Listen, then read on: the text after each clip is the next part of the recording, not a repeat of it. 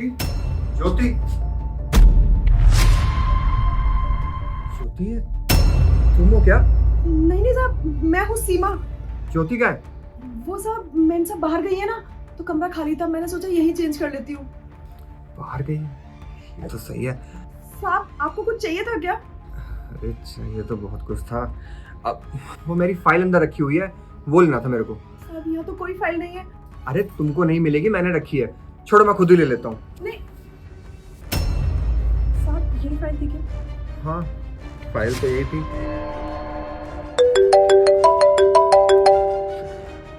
हाँ सर, हाँ sir, file मिल गई है। मैं बस 20 मिनट में आ रहा हूँ। हाँ हाँ सर, बस आ रहा हूँ। उसको भी फोन करना था। अच्छा सुनो, तुमसे मुझे अकेले में बहुत सी बातें करनी है। फिर कभी करूँगा, अभी थोड़ा जल्दी में हूँ, ठीक है?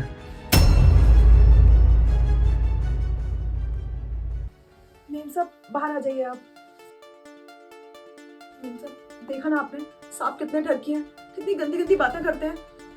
हाँ देखा मैंने, मुझे तो शर्म आ रही है। इन्हें अपना पति कहते हो, ये ऐसी गंदी हरकत कैसे कर सकते हैं तुम्हारे साथ?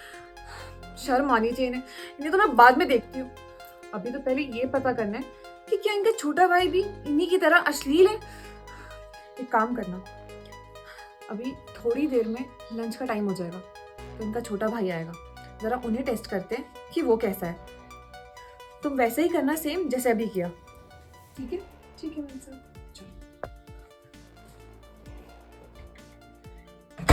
भाभी, भाभी,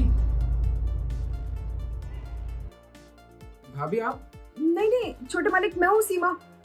अच्छा, वो भाभी कहाँ है? मेम साहब तो बाजार गई हैं। और भैया?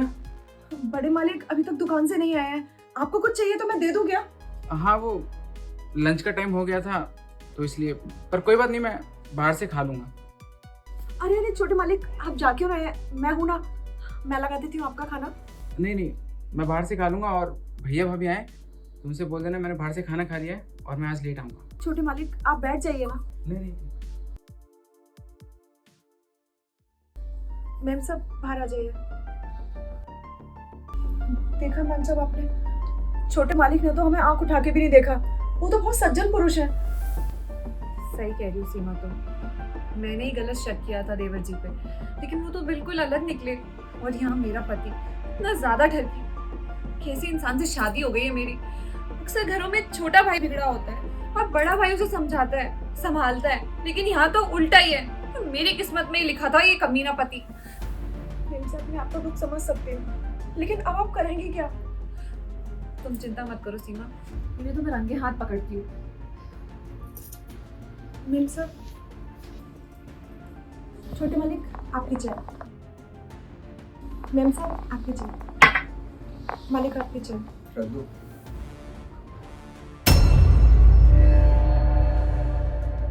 सुनो, जी चीनी तो मिला दो।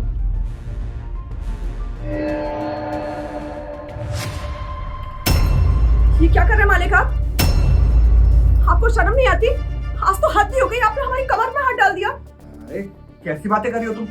भला मैं तुम्हारी कमर पे हाथ क्यों डालूंगा? तुमने खुद को देखा एक बार भी? नौकरानी हो तुम, तो तुम्हारी कमर पे हाथ क्यों डालूंगा मैं? ईशान, क्या कह रही है सीमा? अरे पागल हो गई है ये। मैम साहब हम झूठ नहीं बोल रहे हैं, हम अपने काम की कसम खा रहे हैं। साहब ने अभी हमारी कमर में हाथ डाला था। झूठ बोल रही है मेरी बात। बस करो, झूठ वो बोल रही है या झूठ तुम बोल रहे हो? तुमने मुझे चांटा मारा, वो भी एक नौकरानी के लिए। तुम्हें मुझ पे जरा भी भरोसा नहीं है क्या? अरे झूठ बोल रही है, क्या तो रहा हूं तुम्हें मैं। अरे तुम्हें शर्म आनी चाहिए, झूठ पे झूठ बोले जा रहे हो। मुझे तुम्हारी हरकतों के बारे में ना पहले से ही पता था। सीमा ने मुझे पहले ही बता दिया था कि तुम उसे कैसे छेड़ते हो मेरी गैर हाजिरी में, और तुम उसके साथ बदतमीजी भी करने की कोशिश करते हो, है ना? तुम इसकी बात का विश्वास कर रही हो यार? ये तो है ही एक नौकरानी। अरे उल्टा ये मेरे ऊपर गंदी नजर डाल रही थी। अरे बस करो, कितना झूठ बोलोगे तुम?